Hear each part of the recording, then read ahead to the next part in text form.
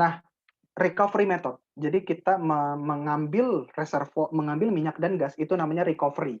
Seberapa banyak jumlah yang bisa kita recover itu tergantung dengan mekanisme produksi.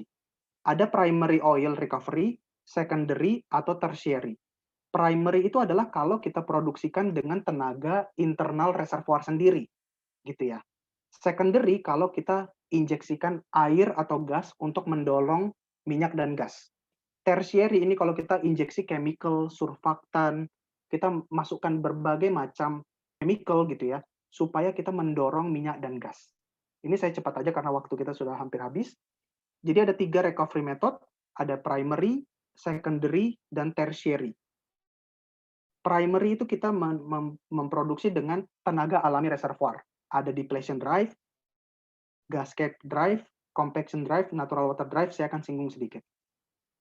Ada secondary oil recovery, ini kalau kita injeksikan water untuk mendorong minyak menuju sumur. Kemudian terakhir tertiary, gitu ya. Jadi biasanya kita fokus ke primary, dan itu kita cuma bisa mendapatkan 10-30% minyak dari reservoir.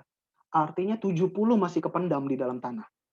Kalau kita lakukan secondary recovery, kita bisa dapatkan ekstra 10-20%. Kalau kita lakukan tertiary, kita bisa dapatkan ekstra sampai 15-25. Artinya dengan teknologi kita saat ini, kita baru bisa mendapatkan 30-20 tambah 25 sekitar 70-an persen oil. Masih sekitar 30% itu unrecoverable. Kita butuh teknologi yang lebih canggih untuk bisa mengambilnya. Nah, primary recovery itu seperti ini. Jadi kita punya aquifer dalam tanah, namanya water drive, dan dia mendorong minyak dan gas menuju sumur. Kemudian juga ada gas cap, jadi kita tahu ya tadi di atas itu ada gas, dan dia juga nge-push minyak supaya ngalir ke dalam sumur. Nah ini tentu saja tidak banyak ya, tidak cukup tekanannya. Pada suatu titik tertentu tekanan kita habis, dan kita nggak bisa selesai di primary recovery. Kita butuh ada apa yang namanya secondary recovery. Jadi kita butuh ini reservoir kita produce, kita ambil airnya seperti tadi dibahas, kita pompa, kita injeksikan lagi airnya. Atau kita punya gas, kita injeksikan lagi gasnya. Supaya mempertahankan tekanan reservoir kita supaya terus mengalir. Dan juga di sini air bisa mendorong minyak ke dalam sumur. Gitu ya. Nah, ini seperti ini skema water flood atau water injection. Kita punya sumur producing, kita punya sumur injeksi. Ada beberapa konfigurasi. Ini nanti kita hitung dengan simulasi, kita tempatkan sumur-sumur produser, kita tempatkan sumur-sumur injeksi, kita buat water flood. Ini gunanya adalah supaya water itu mendorong minyak menuju sumur. Terakhir, belum terakhir. Ini displacement pendorongan dari air yang mendorong minyak. Jadi kalau bagus mobility-nya, dia akan seperti piston, didorong aja oleh water. Tapi karena reservoir kita permeability-nya beda-beda, heterogen, dia akan bentuk fingering seperti ini.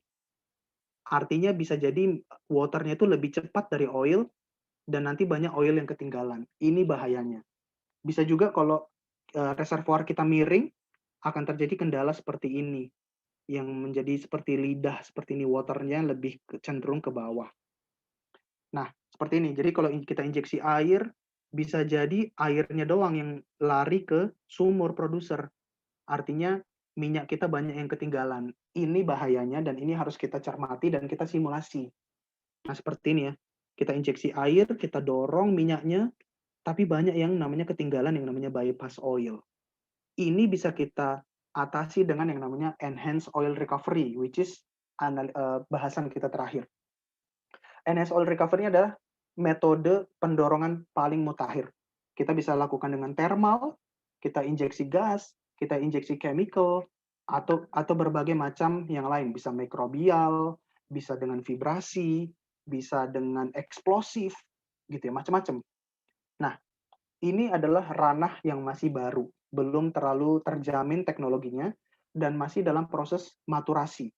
Yang paling matang adalah steam flood, ini yang dilakukan di Chevron Duri.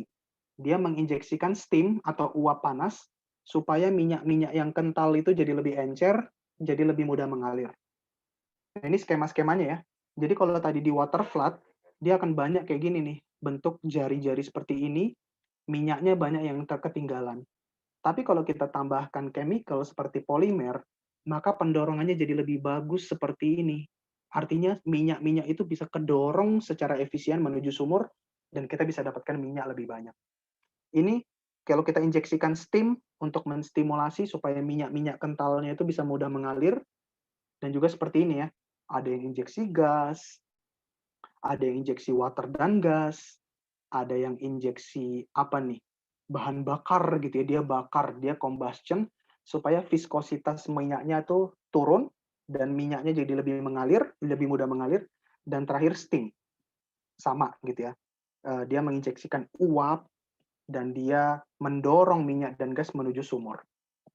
Oke, terakhir konklusi. Jadi kita udah panjang lebar membahas reservoir, sumur, dan produksi. Di titik ini, sekali lagi saya ingatkan, imajinasi itu lebih penting dari knowledge. Saya harap 2 jam ini cukup untuk membuat kalian membayangkan petroleum itu seperti apa. Ternyata sangat menyenangkan dan bisa dipelajari. Jadi, yes, you can be a petroleum engineer, and yes, you can do well in oil and gas industry. Yang penting kalian punya minat belajar, nonton YouTube, training gitu ya, baca buku, itu bisa menyiapkan kalian menjadi petroleum engineer. Dan juga ada banyak sekali data di reservoir kita, ada data seismik, data logging, data testing, data core. Itu tidak ada gunanya kalau dia cuma jadi data. Kita harus atur, kita arrange, kita korelasikan, kita analisa, dan kita presentasikan dengan baik, barulah kita punya interpretasi, evaluasi reservoir yang lebih bagus, yang lebih mudah dibayangkan. Oke, jadi sekian dari saya.